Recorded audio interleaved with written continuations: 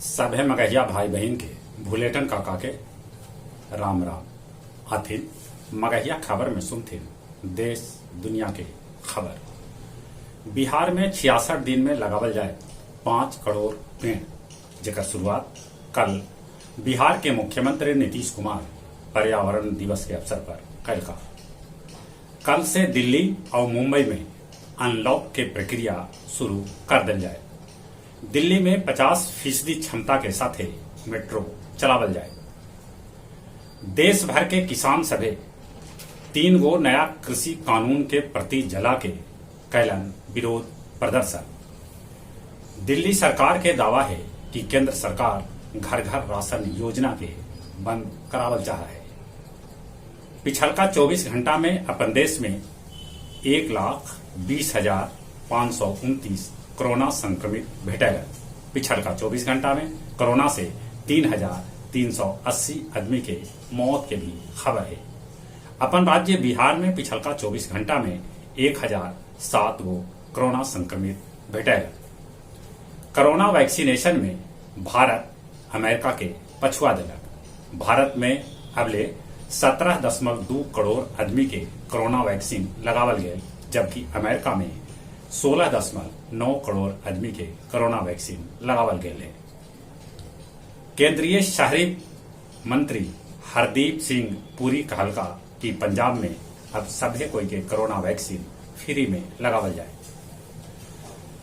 पश्चिम बंगाल के मुख्यमंत्री ममता बनर्जी अपन भतीजा अभिषेक बनर्जी के पार्टी के महासचिव बनौला। कामाख्या मंदिर परिसर में ई बच्चर न लगा अम्बुबाची मेला। ई मेला 22 से 26 जून के लगे वाला है। आज आ सका है 64वीं बिहार बीपीएससी के फाइनल रिजल्ट। राज्य के सभे सेंट्रल जेल में एक साथे कल छापेमारी कैल गए।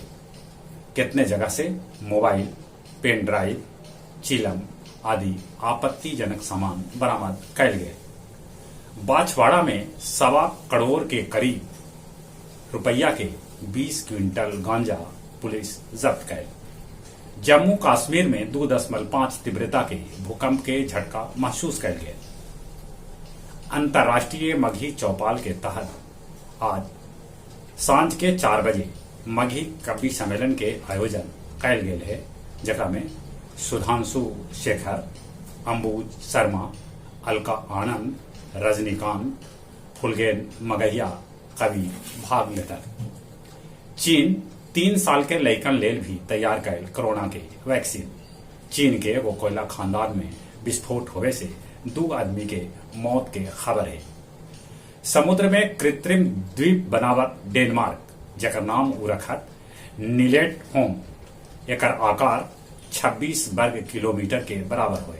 ये द्वीप 2070 तक तैयार होने की उम्मीद है।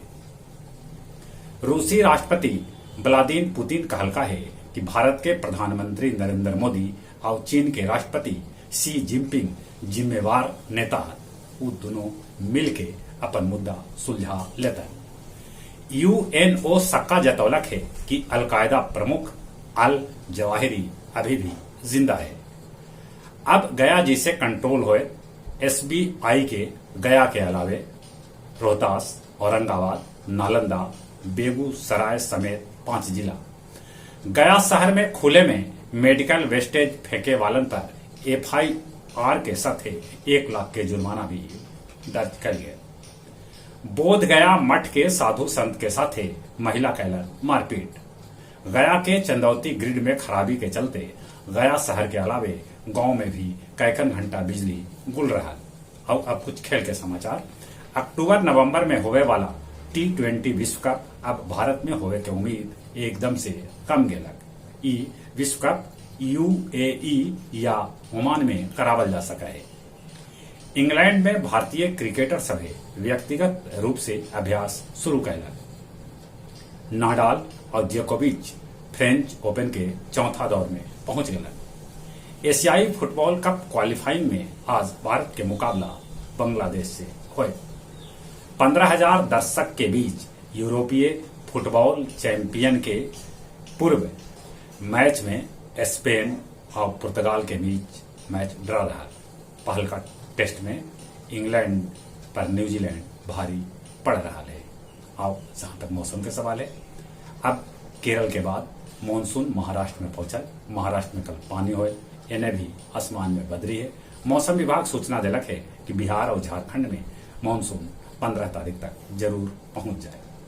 अपने समय से निहोरा, कोरोना से बचे ले मुंह और नाक पर मास्क लगाते, सोशल डिस्टेंसिंग के पालन करते, दिन में 5 बेर नीमन से हाथ धोते। चले अपने सभी के एक बेर फिर से बुलेटिन का काटे। राम राम।